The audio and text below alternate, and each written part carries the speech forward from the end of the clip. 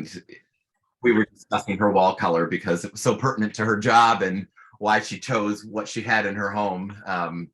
You know, what tone that gave her in her home. Well, this is such a pleasure to have you here today. I grew up an absolute Newhart fan and actually wrote to all of you in my teenage years. I think I sent you a form letter to fill out printed out on a dot matrix computer, you know, with a printer with the right on the side of the paper. Mm-hmm. Got a nice 8x10 back from you. Got a handwritten note back from Bob himself. Oh, From the desk of Bob. Still have it. Oh, I never got a handwritten. Well, I've gotten handwritten notes, but never from the desk of Bob. Well, you got to spend all your days with him, so we'll get to those Newhart questions. But I thought maybe we'd start by just kind of talking through some audition questions, because I read this in the hot tub at the gym this week. Thanks for making it something I could get through in one night. You kind of get right to the point on all your auditions throughout your career. And I love that you include your headshots throughout the years too, so we can kind of track, you know, your career through all your various looks. Yes. Starting with the ingenue. Oh my God. I know people love to have their photos shown back at them. I know, but I like how you open the book with a quote from Philip Seymour Hoffman about if you're given a chance to act in a room that somebody else has paid rent for, then you've been given a free chance to practice your craft. What about that quote spoke to you? You know, you put it at the top of your book. Well, you're acting.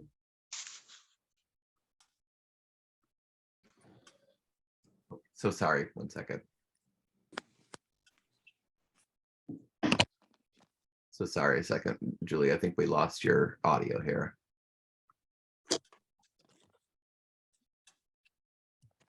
Okay, I think you're back now. Sorry. Yeah, now you're back on. Okay. I didn't do anything, but yeah. All right. So anyway, back to that question. You chose that right. Quote from Philip. Well, it's true. Every chance to act is golden, and you can go long periods of time without any opportunities to act in front of an audience at all. So you really do have to think of it that way every time. It's all part of the job and the whole thing. It's all part of the job. Hey, everybody, Make sure you've muted your mics, okay? Just so we don't have competing voice. So, Julia, you walk in the room warmly and you express interest in the project. Why is that important to walk into an audition room warmly? Did I say that warmly? Yeah, you said warmly. No, doesn't sound like me. I haven't read it in a long time. They really like you to be excited about their project. You have to remember that they're excited about their project always. So it's a very good idea for you to show them your enthusiasm and passion for the project. It matters to them a lot. You might not always feel it, but try to feel it. Yeah, and it's challenging when you're also trying to walk in focused on what you've prepared. And I like how you slate. You slate in a way that I haven't heard before. You have to remind me, I wrote this a long time ago. Yeah, you slate kind of in character, where rather absolutely, absolutely, yeah. There's nothing wrong with them seeing that you're working. And it's a lot for them to expect. I hate it when they want to chat first. It's like, you would never allow that on the set. You would be off in a corner getting ready for your big scene, but they don't quite get that. So it's fine. Just don't be self-conscious. It's okay for them to see that you're working. And when they say start whenever you're ready, they mean that. But I don't think a lot of actors take advantage of that. I know. And you have to, I should have done this much earlier, much younger. You have to take that moment. Take it. You probably take it in acting class because you're very encouraged to. And forget that moment of silence, or don't let it feel awkward. It's part of the job. Right. So yeah, I think a lot of times, and then that even goes for when they say action. I think if you're the first one with a line, I don't think there's anything wrong at the top of a scene to take a beat and go when you're ready. Well, Like, I mean, yeah, that's we're not shooting interesting on that film anymore. You're not it's wasting money. interesting that you say that, because I recently did like a day's worth of added scenes for a movie that I did. And I had something of a different crew for that than for when we shot the whole movie. And they were, the crew would talk to each other that they were rolling or whatever. And then they would just quietly say that the camera operator would say, ready, in a very little voice, ready. There was no action. There was nothing like that. And it was so quiet. It was perfect. And somebody said, have you ever done that before? And I said, no. And that's the way it always should be. It was really great, because then it seems like the scene was going on before the viewers started watching it. All these years, and I never had that experience. But I always wanted it to seem that way, like the scene had been going on. And sometimes actors, very often, will talk to each other in character as they're saying rolling and stuff like that. So it seems like you've just come into the conversation, but we have to do that ourselves. But in this case, the crew really helped. I love that. I love because we talk in this class about what was your character doing 2 minutes before the scene began? What was your character doing 2 hours before the scene began? And I think I picked up, I'm trying to train myself to stop saying action. I'm not doing well at it, but I'm getting there, because Right.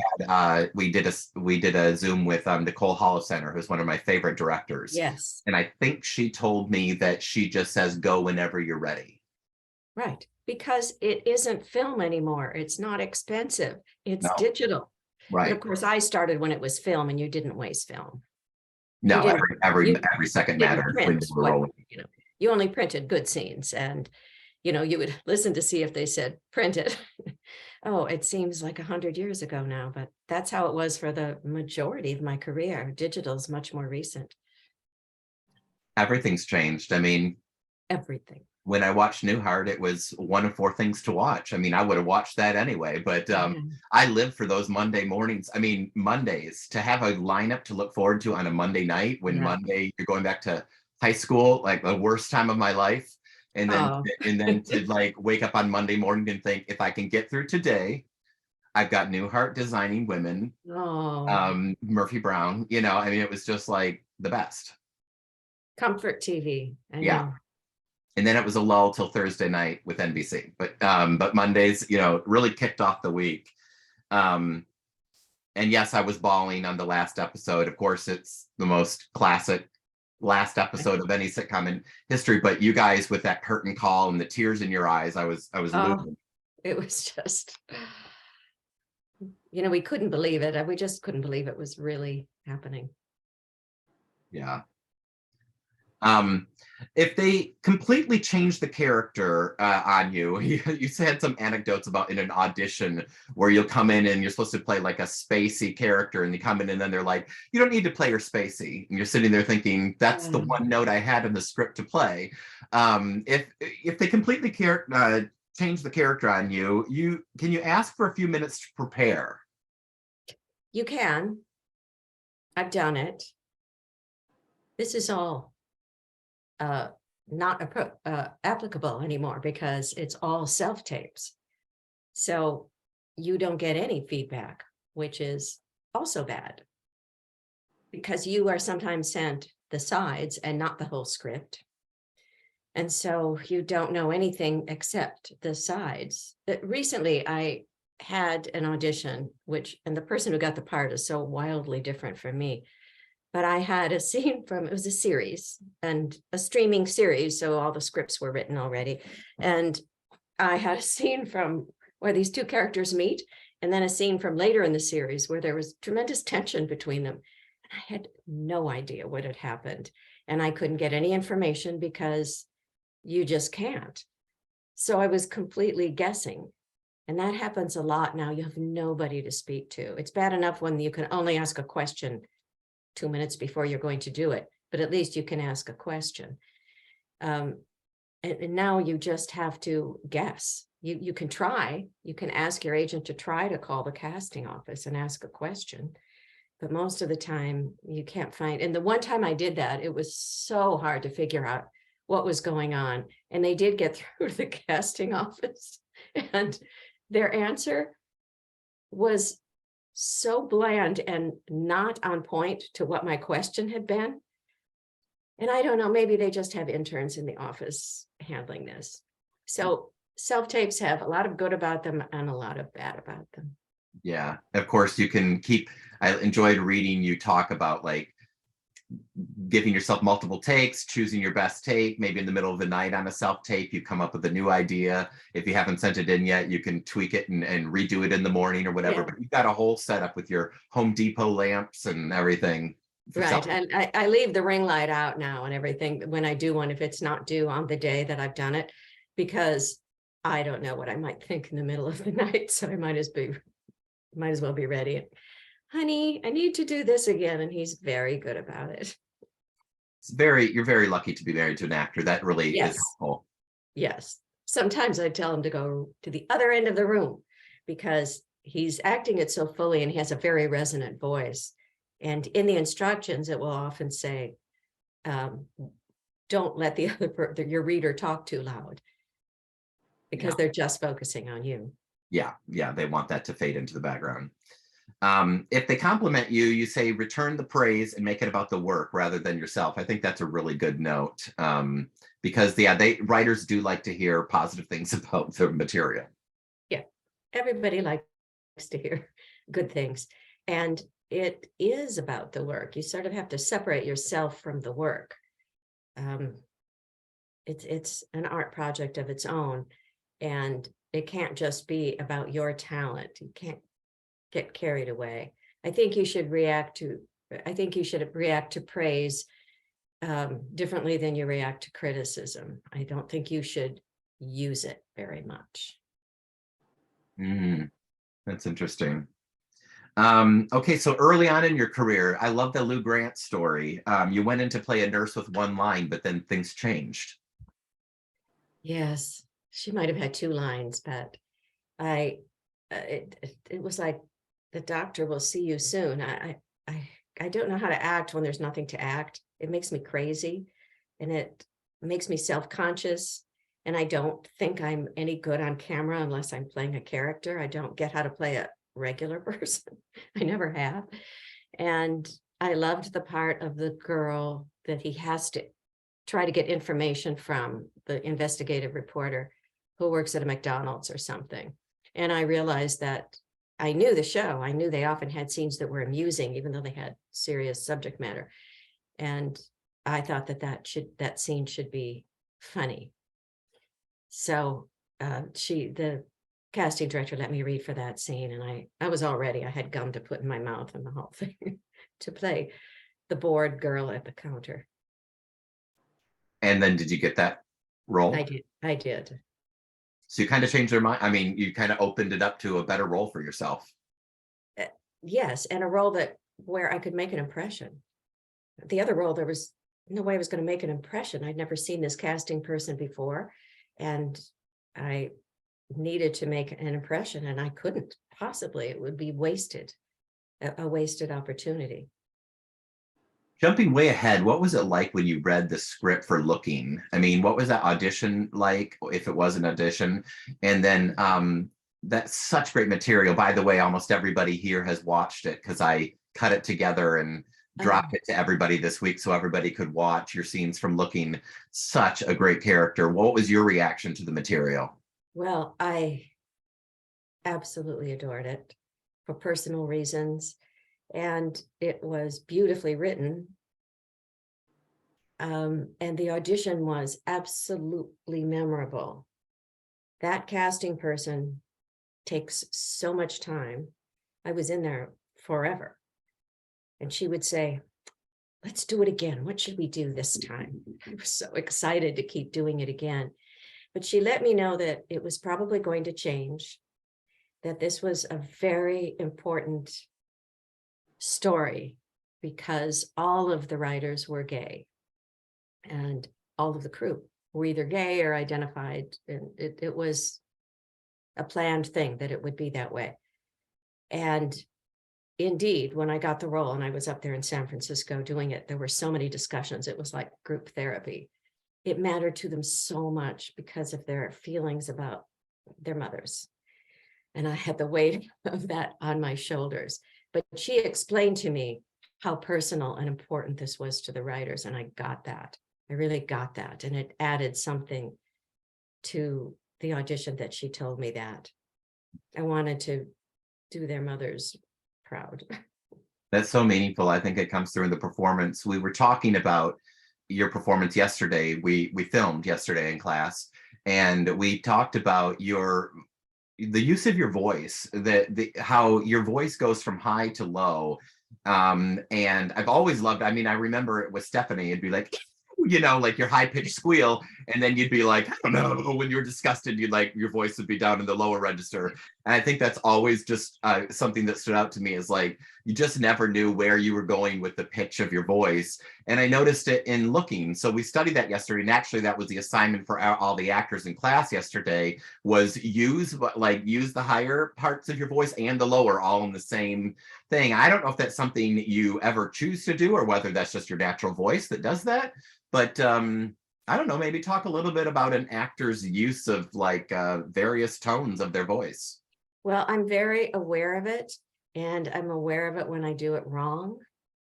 I watched something recently where I should have used a different register in many of the scenes.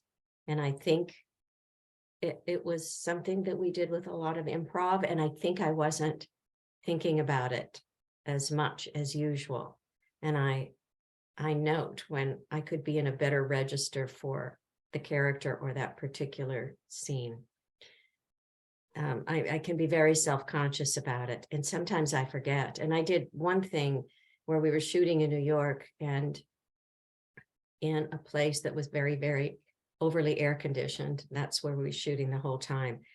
And I was battling a sinus infection the entire time, and I should have done something about it because I hated how my voice sounded. It was way too low a register. I don't know. I'm not quite sure what I could have done about it, but I think if I had been more aware, I would have sounded better. I really didn't like the way I sounded the whole time. I know it's one of your tools, and you do have to think about it. So what about it feels wrong to you? Like, when do you, why did that lower register seem wrong for that particular role? Because it's such a unique self-examination. I think it gave me less variety in what I was doing. I was playing a sort of uptight, domineering character, and I felt that it narrowed the effect, I guess I would have to say. I gotcha. Okay. So you had a very unique, well, first of all, I think it's very funny that you had a guest shot on Cheers, and then you almost weren't interested in Newhart because it was a similar character. Was that the character Stephanie, or the first bit you did on Newhart in season 1? It was season 1. I mean, her name was Stephanie, but she was a guest star. She was not created to be a complete character. She was what would you say, a device for the plot, which was to kind of stir things up and make everybody uncomfortable because she was so out there, and so speaking so directly about how she needed to, I don't know, have an affair or something.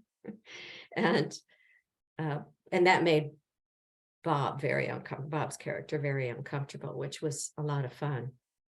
But she wasn't a complete character yet. Like most guest stars, she was there to be a device for some reason.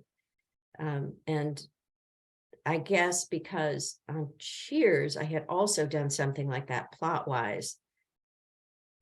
I was really stupid then, but I thought, is that a bad thing to be seen in the same season doing 2 similar things? This is how little I knew. I was not that young, but I hadn't been in LA that long in the world of TV. And I thought maybe that was something that was bad for you. was really stupid, believe me. It reminds me, in my first 9 months in LA, I did extra work, even though I'm not an actor. I just wanted to learn the town. And I used to hear extras sitting around saying, I'm trying to hide from the camera because if this town sees me as an extra. And I thought, oh dear God, do you think that anybody is paying Yeah. attention to the background actors and they're going to hold that as a negative against you and your, you know, the But when you thing don't with really them. know the business, you angst about the wrong things. That's right. When there's probably plenty to actually be angsty about. There is plenty. So you were on Wizards and Warriors on CBS, you were in with CBS, and then that gets canceled. And then you have one of the most unusual days of an actor's life where you get a call to be on Newhart. I just don't really understand. Were you called? I mean, did they know the character Stephanie? They were retooling for season 2. But did they have a grasp as to what they were calling you in for? Was Stephanie already written? Well, I'd done the guest role, and they were changing things, changed a lot between season 1 and season 2, and a bit more between 2 and 3. And then it became what it was. Right. There's growing pains sometimes. Oh, I knew that because when it reran, I was always so bothered when they started back at the beginning. Yeah, me too. I was just like, can we get to season 3? Get to where I'm in it. Yeah. All I But was they ever asked trying to me. get to was the episode C and Double, which I wanted to own that episode. Right. Uh, so they were both CBS. So CBS maybe already knew that they were interested in making me a regular as that character. They might have been told that by the production of Newhart. And CBS might have known that they probably weren't going to renew Wizards and Warriors, which was very sad for me, but it was such an expensive show. It was the most expensive series CBS had done at that point, which would be like a drop in the bucket now, but for them it was very expensive. And I don't think they wanted it to go. I don't think they wanted it to be a hit. It was so pricey to do it. So I think they had known that they wouldn't renew that. So on the same day that I got the sad but not surprising news that Wizards was canceled, they said that they wanted me to be a regular on Newhart. So it turned into that. So you weren't really auditioning. You were coming sort of back as Stephanie. And and so was there any additional, like, was it just a sit down to discuss, or what did that look like? I mean, or was it like, here's the first script, you start on Monday? There wasn't a sit down to discuss. They were wonderful writers, but writers don't ask actors things very much. Right. It's not how it works. It's a tricky but can be very satisfying collaboration. I don't guess they use the word collaboration very much because the writers have all the power in sitcoms. In TV, writers are very powerful. In movies, it's not at all the case, but that's just how it is. The writers are made to producers. If you think of the old Dick Van Dyke Show, Mel was the producer. He was in charge of the writers, but he wasn't a writer. They don't do that anymore. Yeah, the showrunner is the head writer, and they're running the series. And you knew how to push Bob's buttons, which you had obviously done in your guest shot. So they were going to give you more of that. I wanted to know, like, how do you think Stephanie changed because of you? I mean, even though you don't get to go inform the writers of what you want to do, it's not collaboration like that, but certainly an actor puts their imprint on a character. So how do you think Stephanie evolved because of you being the actor playing her? Well, I always felt that she had to be lovable in her own way and couldn't help herself if she was just arrogant. You didn't want Bob to have someone like that in his life all the time. We all love Bob too much. The viewers love Bob too much. And I knew it would work better if she had no idea how she came off. But when people are writing a character who's snobby and rich, they tend toward that, and they have trouble filling in the human side. So there were things that I objected to and fought against. And I thought that there were better ways to do it. And of course, some of these writers were just brilliant and very, very, very good at it. It probably would have all been a little smoother had I been older and more experienced in talking to writers. Do you think But you were ever seen as difficult, or was that a concern of yours when you would speak up? Like, I don't want to get that there label. could have been days when it seemed that way. Now I would probably be more tactful. I'd be able to be more tactful. But there wasn't an avenue to do it. You had to create. Nobody asked that question, but you're trying to answer it. So there was nothing easy about it.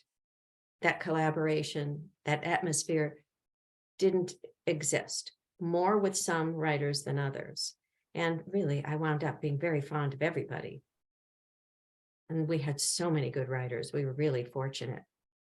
But as actors, we all felt the same thing, including Bob. It's how we felt. It always turns out to be two camps, and you try so hard to be collaborative. And when it is, it's wonderful. Did you ever try to sort of befriend certain writers, hoping that, maybe like you had a few female writers, at least one I would notice in the credits, but it's not Yeah. the way it is now, where diversity is the name of the game. But did you ever try to, I guess maybe I'm thinking too much of the series The Comeback, when Valerie tries to bake cookies for the writers. But did you ever have collaborations like that? I've had wonderful collaborations with writers. There's something that just happens when you're older and you're not an ingenue anymore. And you get treated a little differently. Suddenly you're older than the writers and things change, and maybe things just have changed, right? Right. Well, In a nobody wants global way. any accusations against them, for sure. But also, do you think people are kinder when you get older? Like they don't talk down to you as much? That's correct. They just don't. It's a thing.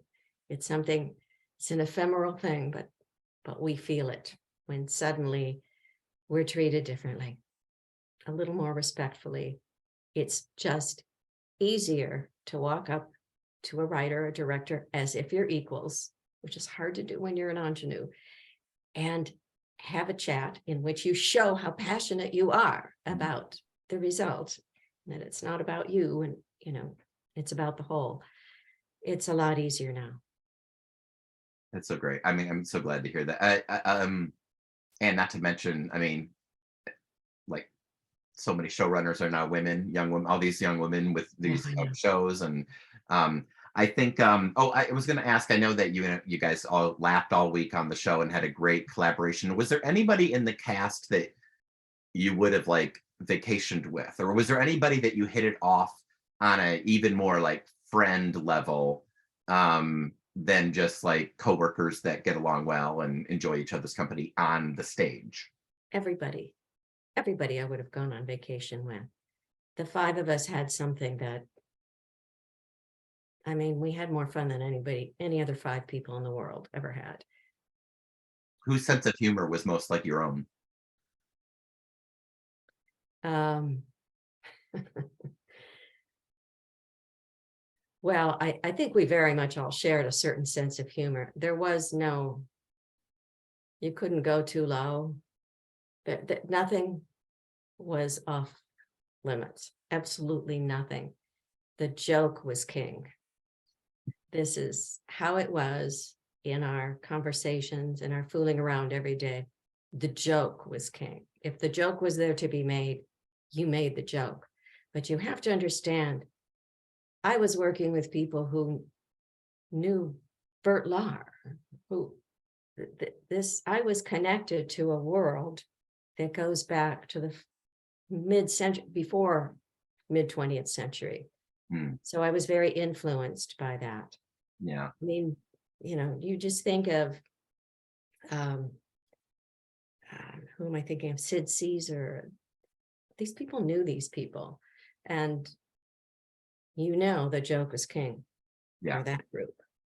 And you always been a fan, like you compare, Carol Lombard and you know, a lot of that whole ditzy blonde thing. It has a long Right. established thing, which The comedy that came before my time was very important to me. I met Sid Caesar once, and I told him how much I adored your show of shows, how much Imogene Coca was an influence on me, and he couldn't believe I'd ever even seen it or heard of him. I said, well, I mean, comedy, of course I have. He says, no one your age ever has any idea who I am. I was shocked, but that's how much those influences were important to me. I love when young people Bob know and Tom. generations past, you know. What? I love when young people know about generations past, that the Oh, world me didn't begin when too. they were born in It's 1999. Yeah, they really need to. And also, you don't want the rhythms of comedy and to be the same because everybody's has the same references today because of social media. You want to know how it was funny before there was a particular way of speaking, a particularly cool time where it was just pure comedy that would stand the test of time and make you laugh decades from now. I think it's important to know that. I remember how beyond excited I was in my early 20s at the announcement that you and Jan Hooks would be joining Designing Women. And I am one of the people who absolutely love that season. I know that it was probably tough on you guys because they were big shoes to fill. And critics were sort of all over that season. But those are the episodes I remember of Designing Women. Plus Alice Ghostly really got to shine at that time too. I know. So tell me a little bit about Designing Women. I know that well, I wanted to ask you, how did your soap opera acting help in the sense that you were getting scripts so late? Late would be a mild word for it. I think probably because sitcoms always do a lot of rewriting, and on the floor in front of the audience, they do rewrites, and then you suddenly have to do it. Right. So I was used to that. It was, I'm not going to say a lot about this, about how the set was run. So it was unusual and difficult. This is a matter of record. Many people have spoken about it, and I'm not going to speak about that further. But it left me with such an appreciation for the actors who had pulled this off week after week under conditions that were nothing like they were on Newhart, not as conducive. And they were just brilliant, all of them, and the way they conducted themselves. And I truly felt, as corny as it sounds, like Annie and Dixie, that they all kind of gave me, what can I say, a model of how to be a woman in the workplace. Because you hadn't done a show. Meshack, not so much how to Right. be a woman, but but he's included in how, although it didn't feel like a very successful situation for me, that was something that I treasure, what I learned from them. Just talk about the experience of a cast of almost all women, which was pretty rare at the time. There would have been, Facts of Life, and you were ongoing with the Golden Girls, but like, what a special experience that is. Well, it is very unusual, and it was the first time I'd experienced that, where the female energy was pretty much the energy of the set. I actually just did something that isn't going to be on for a long time, an Apple Plus TV series, a streamer called Mrs. American Pie. It's like all women.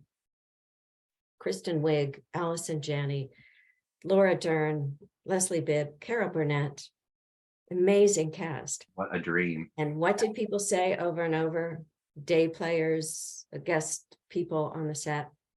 This is such a nice set. And I'd say, women. Mm-hmm. It's all women. And the creator, our brilliant creator, Abe Sylvia, who wrote Dead to Me and a lot of things, but oh my God, he's so fabulous. And he said, I have never, ever seen such support amongst the cast before. It's incredible, the support that I see. And I said, this is what women do. And he went, oh, yeah. This was a very female set. And oh, how I loved it. And you will love it. It's going to be great. We will be subscribing to Apple Plus when that drops, that's for sure. Yes, you will. Okay, we can open up some questions here. If you guys want to unmute yourself, we'll try not to all speak at once, but anything triggered, any questions for anybody? That we covered a lot of ground there. If you have questions about self-tapes, whatever, I'm just going to keep talking until somebody asks something. You have to unmute yourself, of course, though.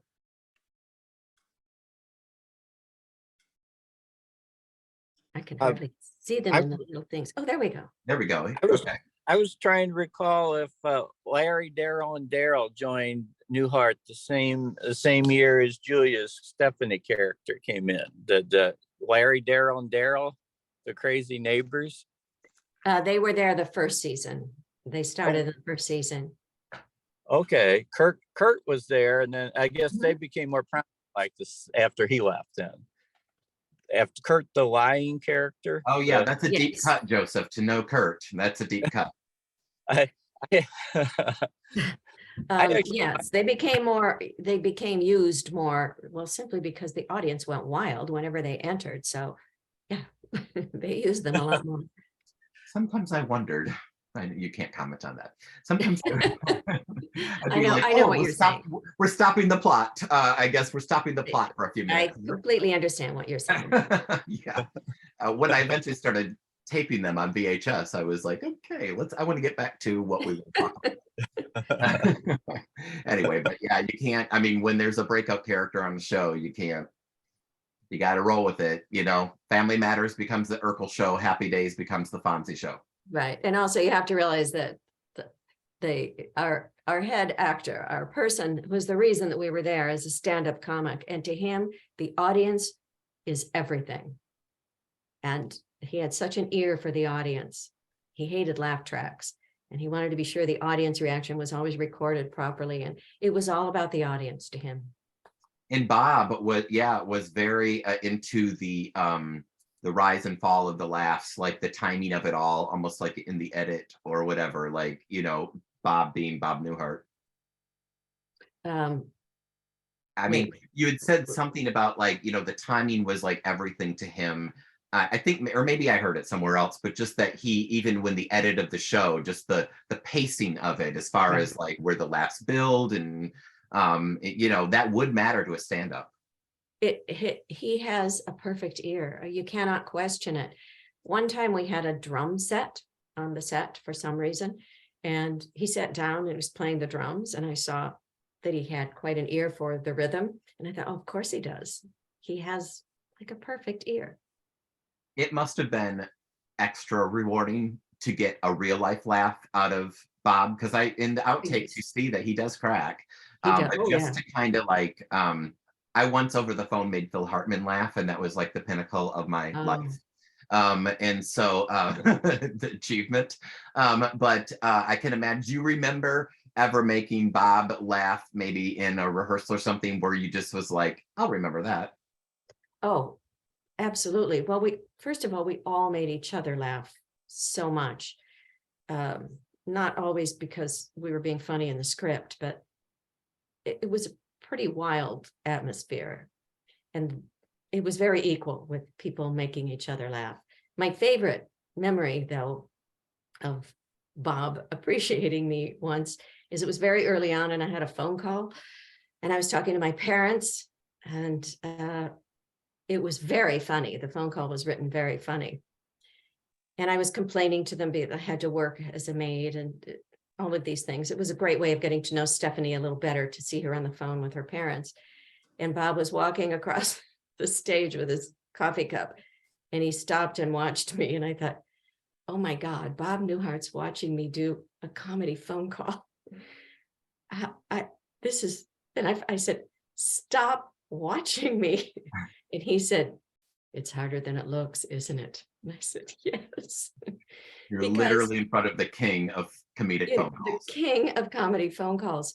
Because yes, you have to make it real that you're listening to the other person, but you've also got the comic timing. You can't have pauses that aren't funny. And I was blown away by how hard it was. Do you ever consider what a weird name for the first show Newhart is, and what a weird name the Mary Tyler Moore Show is? And maybe I'm overanalyzing, but in the world of Mhm. Stratford Inn, what is Newhart? In the I world of know, Mary Richards, what is Mary Tyler Moore? I know. I don't know what to tell you. And then people call it the Bob Newhart Show. And I'm like, it probably doesn't bother Bob because he's in both shows, but it's very weird to have people talk about an entirely other show. Yeah, and Doesn't probably do it. I'd feel defensive towards mine if people were, raving about the 70s show, and I'd be like, hey, I almost got a little defensive for you with the amazing ending of Newhart, because I was sort of like, now does that negate the 8 years of this show? That because You're I very smart to say that. I have actually said to a couple of people on Twitter, I guess, that are comedy writers when they're writing a finale. And I said, don't make it too good. Because otherwise people would say things like, how about that episode, The World's Smallest Horse, which I thought was hysterical. Or yeah, Bookbeat, the one with the guy who he was a general or something. And Bob had to interview him and he turned out to be a whack job. Mhm. I mean, those to me were just brilliant. But now we don't talk about them because everybody just talks about the one thing, the ending. which of course was also brilliant. I But know. you're right. I know. I always just said I'm just so, because I did not watch the 70s series, and and I've seen a few, and I know it's beloved, so I'm not trashing that one at all. It's just for me, my Newhart is the 80s, and so for me, the ending, I was like, it's really great. I see why it's brilliant. It's innovative. It's groundbreaking, but at the same time, I'm like, but it wasn't all a dream.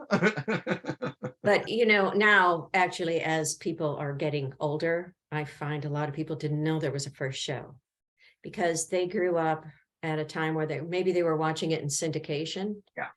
But that was what they were watching. Like people Yeah. in their 40s seem to 40-ish, kind of around that age, suddenly are very aware of who I am. And it's because of that. We just shot a sitcom last month set in a church where a woman is reassigned to a small church in the Midwest, and she's a fashionable woman from San Francisco. Oh. And it's filled with quirky, basically the townspeople of Newhart are now the church members that don't accept her and don't want her to be their pastor. And it's very Newhart. I mean, when we pitched it in LA, we wrote it for Patricia Heaton at the time, and we would go around and we were like, it's Newhart in a church. The townspeople, that had to be, I mean, so much foil for Bob and for you. But they made me laugh so much every time. Jim and Chester are always fighting with each other. Oh God, I know. taking it all so seriously. I loved that. I couldn't get enough of that. And you had to have loved, since I've referenced Seeing Double. I mean, for you guys who don't know, Stephanie gets her own sitcom on a local TV station that Bob, and it's like a Patty Duke thing where it's like she's playing her own twin. And I love that even the floor doesn't match up, the checkerboard floor. You can see that it's not lined up. Any memories of Seeing Double? I can't not ask you about Seeing Double. It was very fun to do. I think Bob thought it was like, whoa, we've really jumped the shark here. But I kept saying, local TV station is even making a sitcom, but yes, right. But I had said, can't I play my own sister or identical cousin or something who's totally an opposite? I mean, who doesn't want to do that? Of course, it'd be a blast. And wear glasses. It was like, no. So, but they said, well, you're going to kind of get your wish. And I thought, well, it's not really, because I'm not really Stephanie, but it was fun. All right, somebody else. I keep dominating the questions. I've got too many questions for. My question is to you. What was the highlight of your career? Like, what was a moment that you can tell someone about that makes them excited about being in the film industry? Oh, wow. Keeping in mind your career is still very much ongoing. I'm sorry. Oh, what can I tell them? I mean, I would probably just tell them about an audition that went well, where somebody made me feel like I was a good actress, even if I didn't get the job, to have that kind of connection. And that's not what it's not what my book was about, because it was supposed to be about, this is how I blew it, and this is how what you should learn from it. Yes. But at the end of the book, I write about, I write a little bit about something that went well, having to do with that Lou Grant audition that he referenced. That's the kind of thing that I would tell them, so that they know that there are good people that care enough to give you feedback, they respond to you, rather than a great big thing that might seem unattainable, because business was so different then. Yeah. I have no idea if I would have made it now. If I was 20 years old now, it's very possible I would not have made it. Understandable. It's that different, and I'm completely aware of that, and humble about how much easier it was for me to get a chance than it is for anybody now. Yeah. Yeah, Thank you for that. at the same time, people can create their own opportunities in a way that you couldn't and back in the day. It was very reliant on the studio system and getting in front of the right people. And now people can self-generate, you know. Right, but you have to do all that and go viral. And so they're not really doing their jobs anymore. They're just trying to hold back the hordes. They are not actively looking for talent anymore. And it just kills me. It really kills me. I mean, you can imagine, Julia, if you were, you know, for the young people right now, they're competing against people who have the most followers on Instagram and TikTok. They look at your followers, especially when you're young, and they want a person who's going to bring the audience. Oh, and none of that existed then at all. And they were looking for talent. It was like, I mean, literally the attitude was, I wish we could find pretty girls who can act. I wish we could find women who are funny. That was hard for them to find then, and they were searching for it. So you got to get in a room. Also, what you have to remember is that now everybody knows how to get in the business because of the internet. That's right. And in my time, everybody who was the star of their high school plays or had a desire, they really didn't know how to do it. There was no guidance. If you didn't live in LA or New York, you wouldn't have a clue what to do. So only the most obsessed ever actually followed it, at least for a while. And that's a much smaller, my competition was very, very stiff, but numerically, it was much tinier than anybody would face now starting out. Julia, I used to read articles about Newhart on microfiche at the library. So there you go. I too have gone and read things on microfiche at the library at Lincoln Center because I would get obsessed with something, but it was all there. I loved that place. Yeah, I did too. It's very quiet. I can still hear the hum. Somebody else? I have a question and a comment. I swear, child, you have not ever aged. You look the same that you did when you were young. I mean, you don't ever age. It's sad. For an old lady like me, I feel bad because I always look old. I have tiny features and a good ring light. That's the only thing I can say. Believe me, there a lot more bad angles can be found now than could before. But thank you. Well, I'm going to go buy me 12 of these ring lights then. I need all the help I can get. And you can make them like stronger and warmer and all kinds of things. And yeah, this is like, this is a flattering light. If I had the shades up and the daylight coming in, you wouldn't have said any of that. Okay. I would disagree. I and- think you're just naturally my- beautiful. Thank My you. question is,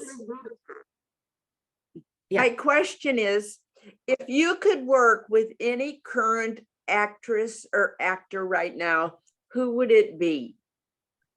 Oh my goodness. Well, I recently got to meet Don Cheadle, but I didn't have any scenes with him. And I absolutely worship him because he's equally brilliant in comedy and drama. So he would be very high on my list. I was a little tongue-tied when I met him because I've worshipped him for so long. Maybe I shouldn't work with him. I'd be too tongue-tied and starstruck, but Anybody who can go from Mad TV to Hotel Rwanda. I'm telling you, what can't he do? He's made me laugh so hard that the first time he made me cry, I was like, that's him, the guy that I thought was so damn funny, and Ocean's 11, 12, whatever it was. He lived on my street in Venice and rode a bicycle all the time, and I was pretty awestruck every time he rode by. Yeah. We rooted next to each other in the booth on Venice Boulevard. Yeah. Anyway, for the same guy. All right, I'm presuming. I didn't look at his ballot. Okay. Thank you. Anything else?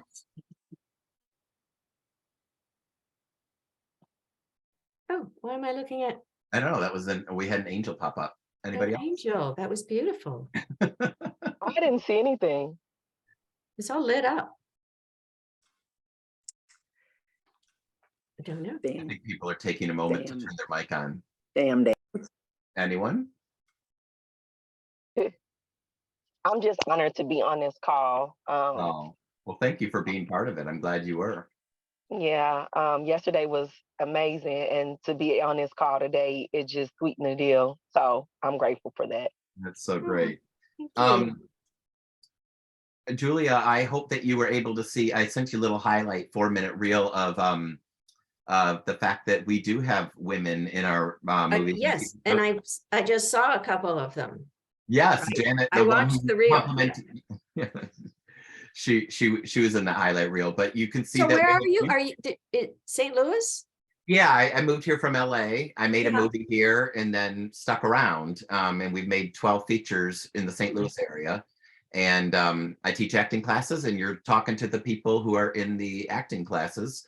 But we make features that are on Amazon Prime, and they release in theaters around here. So I was just kind of tired of working in reality TV. I had been signed with Endeavor and but I worked on that 70s. I was kind of geared towards sitcoms, but I kind of showed up too late. I worked on that 70s show, but like the era of the multicam sitcom was tapering off in the early 2000s. So my timing was bad, but I got in early on the days of shooting your own pilots. So out there, I shot a pilot in my apartment in Culver City with Melissa McCarthy and Jennifer Coolidge.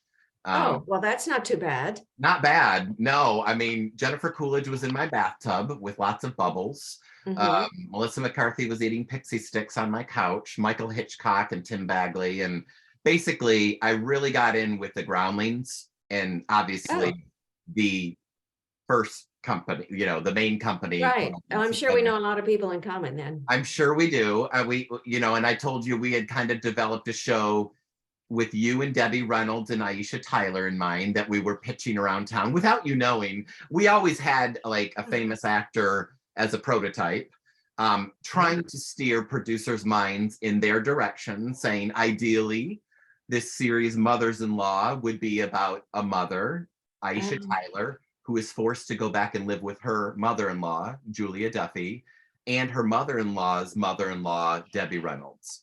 And it's 3 generations of women under one roof. Oh, that's a great idea.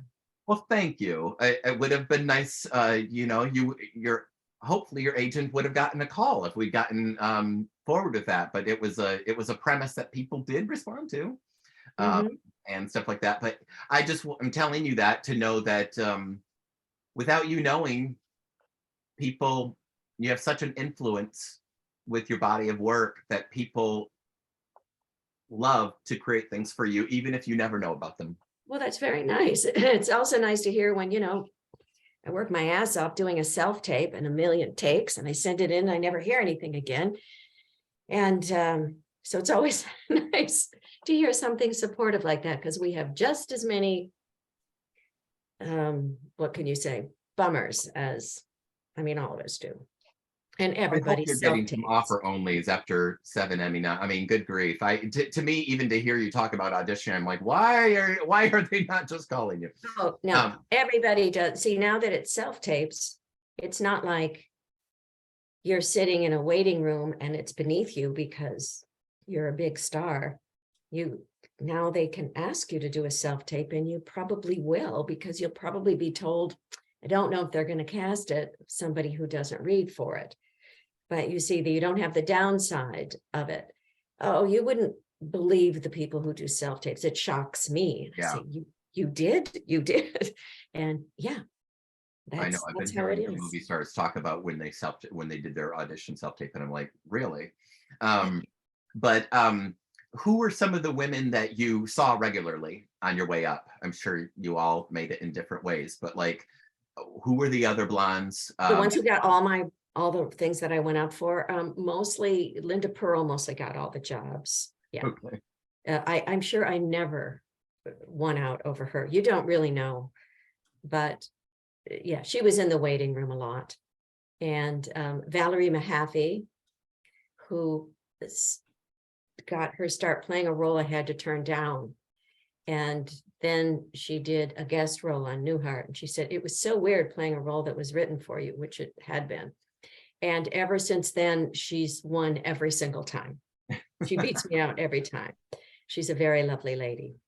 In fact, if this show, Mrs. American Pie, has a second season, I pitched her for something that I thought would happen in the second season. Thought she'd be perfect. And I thought, what am I doing? They'll probably keep her and get rid of me, because she always beats me out. But yeah, it was people like that. But when comedy was easier, because if you made them laugh, you didn't make them laugh in the same way another person did. You could be more individual with comedy. So that's where I could compete better. Yeah, it really is a standout when somebody can come in and nail comedy. I mean, we were always on the hunt with the pilots. We shot in LA with just like, when it needed to be a young woman, especially young. I do think that people's comedy skills get better over time, but when you could find somebody in their 20s that can do comedy with a natural instinct, that's probably why we always hunted people through improv, because that was just be like, well, let me already go to the place that knows who's funny and who's not. Right. They would often have, I know this because I had a kid who was in all of them, UCB, Second City, Groundlings, did all of them. They would have a casting call just for people at like Groundlings. Yeah, that's where we found putting it out farther. They were just asking for those people. So they loved improv people, but also a little hard for the women to move forward in improv. Always a difficult thing for them to get us spotlighted. Such a boys club. Yeah, that really improv. Where we found Edie Patterson, who's now starring in The Righteous Gemstones on HBO. Yeah, she's fantastic. If you ever saw the improv show that they do. Yeah. What's it called? They do it in a style. The one that she does with her husband? Yes. They'll do Tennessee Williams, they'll do Chekhov. I took some classes with them because I was so, I don't know why I can't remember the name. I forgot to, but I've seen it. It goes back quite a ways. Yeah, she had been the youngest person to be invited up in the main company, and we were like, how about she be our leading lady in our feature film? So, oh my God, she's just fantastic. Okay, anybody else have one more question? I don't want to keep Julia too long. Oh, Dennis, you got a question? Yes, Julia, thanks a lot for doing this. Sure. Appreciate this. My question is, at some point, as an older actor, I want to get into film and TV. You have any advice for people like us? Well, the competition thins out as you get older. That's good. Mother Nature takes care of that. And, I heard Harold laughing at that, Harold. Right. And some people just don't keep doing it, after a certain age. But I think that there are a lot of self-tapes you can do without having an agent, because, and especially for roles like that, probably where they're not looking for a name or anything.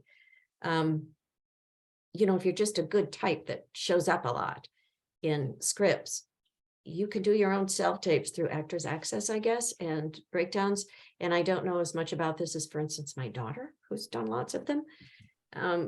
But you can find out that information, but there's no reason you shouldn't do those.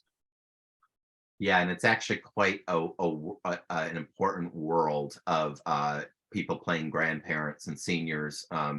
We shot a nursing home sitcom in LA, and it was such a fun talent pool to pull from. And we pulled from Actors Access, and some people were union, some were not, some had agents, some didn't. But it's it's a niche, and you're right, the pool is smaller, so I think you get a better chance of standing out. And they're not thinking in terms of, if you're currently hot or something, for roles that age, they're just not thinking that way. They're just looking for somebody who fits it. But you have to be like me, for instance, and if you're going to audition for things that shoot in Chicago or New York or LA, you have to be willing to fly there on your own dime, which is something I've done a lot, by the way, between New York and LA.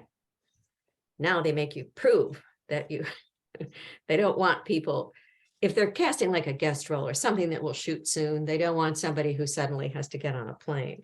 But people are lying and saying, I'm in New York, because they don't know when you do the self-tape. I know there's a lot of problems with that. I have to say, where I am currently, I do have a home in both places, but I have to, every time I slate myself for a self-tape, I have to say where I am right now. Sometimes I lie. In other words, if you need to see me in person, I'll Yeah. find a way to be there. And I lie about my height, because what is it? They're going to send the height police to me. I mean, your job is to get the job, so you just do it. It would be a real shame if they whipped out a tape measure. Right. But what I learned early on, because I'm very small, is that most of the people in charge are men who are tall, and everybody's shorter than them. I mean, they just don't think. A woman could look at me and tell you about how tall I am, but men, they don't see it. They don't get it. So right there in the room, I'll lie about my height when I slate, when I used to do in-person auditions. Nobody ever batted an eye. Yeah, a woman once asked me to guess, and I said, I don't know, what are you, like 5'8"? And she's like, I'm 5'4". And I'm like, oh, okay. Yeah. See? I have no concept. So, I learned early on that I might as well just say what I felt like saying. They're not going to look down to see if you're wearing platform shoes as you're doing it. That's right. They don't care, but I don't even know why they ask so much. They just think they should ask, so they do. It's automatic with them. Some of that stuff is our old habits. Like sometimes when you still hear people that they want you to do the side profile slating thing, where you're like, let me see you from the left, from the right. I'm like, good grief. Yeah, like a mugshot. It's weird. And then, they'll cast me, and then I'm playing, say, the mother of somebody who's 5'8", and she's wearing 4-inch heels because she's, a young woman, and that's how they dress now.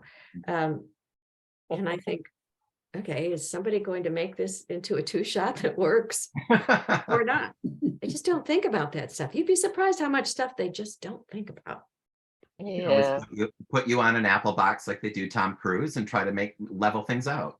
I've stood on many Apple boxes. And no one ever believes I'm this small when they meet me in person. I'm like, are you watching? You're paying attention? I don't know. Somehow on TV, everything seems to average out. People just don't think of the people they're watching as particularly tall or short, which is odd, but they don't. There was a instance where we were doing a short film, and I didn't understand at the time why the videographer was on the floor with his camera angled up this way. And so I asked him when we got done with that cut, I was like, why are you on the floor? And he explained to me it makes the person look taller. And he said, matter of fact, the singer, what is it, Bruno Mars, like he's very, very short. He said he filmed him before and he's very, very short. And he was like, but on camera, we make him look much taller just Really? because of A the low eagle angles. will do that. It adds Yeah. stature. But if Yeah, you're that's what shot he from said. below and you're a woman, it isn't very flattering. I was just gonna say I don't do that to women. Yeah, I've only seen it done to men. I don't know if they do it to women, but I know they do it to men. Yeah, men really want to appear tall. Well, thank you so much. It's been such a pleasure talking to you. If you guys are interested in auditions, you need to get this on your favorite, Yes. online bookstore. Please be aware that it is rather outdated because I started writing it in like 2014 or something.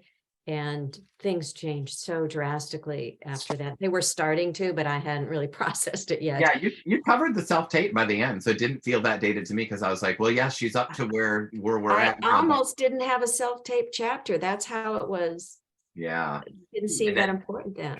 COVID sure changed the industry and how they see actors. Permanently, and our union needs to set some guidelines. They have not done so, and they're remiss in that way. Well, they want you to have full-fledged studios in all of your homes with great sound and lighting and a crew of Right. zero. And no access to ask a question about the material and 24 hours to memorize 6 pages. I don't memorize anymore. Don't memorize. You'll act, you'll have a better chance at acting the thing if you have Yes, the indeed. pages there. Otherwise, it- you're trying to remember. Yeah. Is there somewhere where we can see your son's work? What work is that? Well, I heard you on a podcast talking about a series that he wrote for a comedy Yes. series. Yes, this is my late son we're talking about. He created a show called Crack Duck with a hyphen, Crack Duck. And it's was on in Canada. It was a Toronto-based production company. It was on the Cartoon Network in Canada Okay. and was a big hit and very well reviewed here. And you can find it on YouTube. Always, forever. You can find it on YouTube. I want to draw attention. Where it has literally millions of views. That's awesome. It's very, people even got Cracked Up tattoos. He helped me. Aww. Yeah, That's great. it's very out there, but it is also very deeply felt, the character, and he did a lot of good for people by doing this show. A misfit character, a crack duck. And do you want to brag about any of your daughter's work? She's an actor, right? Well, my daughter is quite something. She has a movie that was just completed or just edited, just finished, called Artist Unknown. And it's, I guess it's a gay love story. It's a gay director and writer. Yeah, and it's a very good script. But she's plays a girl who's kind of, what would you say, not very sure of herself. And she's in a relationship with somebody who kind of dominates her. And she goes into a thrift store to buy a painting, and little does she know that it's a very valuable painting. And then these people are after her. So it also has a lot of action, which my daughter can do because she has 3 black belts, Oh, wow. which you would not guess from looking at her. And she also has been doing a series of shorts, and she's going to be doing the 3rd one soon, and she's going to direct this one. The 2nd one has been in 2 film festivals. We just saw it at a film festival in LA with an audience, which was so fun. It's called Viola. She's about to make Viola 3. And I don't know if you can just find it on YouTube or what. I'm not quite sure. But she plays someone who is her own superhero. And this was inspired by Trump being elected and how women have to, how can I say it? The feeling behind this is women are smaller, women are too strong, women are vulnerable. But the answer is not to carry your keys in your hand when you're out late at night. Bloody keys is kind of a thing that runs through this. The answer is to become stronger. So of course she uses her martial arts training, playing the character of Viola. And at the end of the 1st one, you see her come home and throw a set of bloody keys onto the table as she walks in the door, and you realize that she has taken care of the last person who tried to attack her. Wow. It's really heavy. It's Yeah. also darkly funny, and the third one is going to be quite funny, where Viola has really stepped it up. But she's absolutely right. I mean, she is. You have to take care of yourself. You don't just say, okay, I'm always going to walk with another woman, and I'm always going to carry my keys in my hand, and all of these things that we have to do that men don't even have to think about when they go out and about. No, I used to jog in LA at night, and my boss said to me, she was like, I wish I could do that. And I'm like, why don't you? And she's like, you think I could run around in the dark in LA at night? And I was like, it never had occurred to me. Oh, maybe you shouldn't. No, and you live in New York, you're thinking about it so many times a day. Oh, I Right. lived in New York in the 70s, and believe me. So she has quite a message there, and I'm hoping this series of shorts gets her kind of discovered. But she'll soon make Viola 3 and direct this one herself. It's really funny. Well, her parents made a career in show business look so easy that, you know. And it was easier, you know, I feel bad about that because it was easier, and I can't just hand her the easier of it. Right, right. May I ask? Yeah. You mentioned you don't memorize anymore. What did you mean by that? For self-tapes, because there Oh. isn't enough time to get to that point of memorization where it's just coming naturally. It can't happen that quickly when they give me a 20 to 24-hour turnaround time. And also, you might be busy doing something when it comes in, and you can't spend the entire 20 hours on it.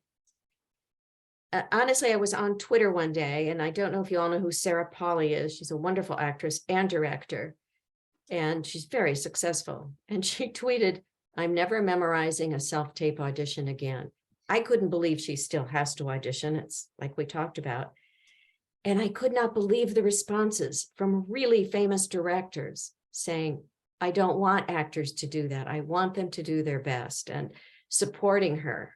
And that was the day I said, I am not going to try that hard to memorize 2-3 scenes, because if you've ever been to a table read, you know you can act the shit out of it holding your pages, because that's what you're doing, and you're used to looking down and acting. And I think we can all do that if we've been in class, if we've done table reads, anything like that. We know how to do that. And I know that I do much better by just having the pages right next to me. I mean, I get very familiar, so I only have to glance. My only problem is I have to get the font big enough, which my printer won't do. Save the brain space for when you actually have to memorize your lines for a book, for a gig that you booked. Yes, there you go. And save the brain space for the acting, so that you can really get into it and not be thinking about the next line, because you're not going to have it that well memorized in that short time. If they give me like over the weekend, I will. Oh, but everything in casting is an absolutely moment in the ER. It's critical. It's stat. It's we need it now. We need the audition yesterday. And why? Why? If the script has been written for a long time, why is it so fast? I don't know. It's pretty dysfunctional. Yes. Well, I hope to one day meet you in person. That would be a delight. I will say I would that. love to meet you guys in person. I have worked in St. Louis in the Well, distant please past. let me know next time you're coming back, and we'll schedule something fun to do. All right, I would totally do that if I was going to be in St. Louis. I worked at Missouri Rep, or whatever you're calling it now, St. Louis Rep. I did 2 plays there. It's a great theater town. We have the Muni, which is like the Hollywood Bowl. You know, Yes. it's a real theater town for sure, and a lot of great actors here. Right. Thank you so much, Julia. We're going to say goodbye, and we Bye. absolutely love talking to you. Thanks for Thank the you. autograph in Thank you. 1989. Thank you. Goodbye. I Thank loved you. meeting Y'all you have a all and amazing seeing your summer. clips. Right. Bye. Thank you. Bye-bye. Thank you, Dan. Bye.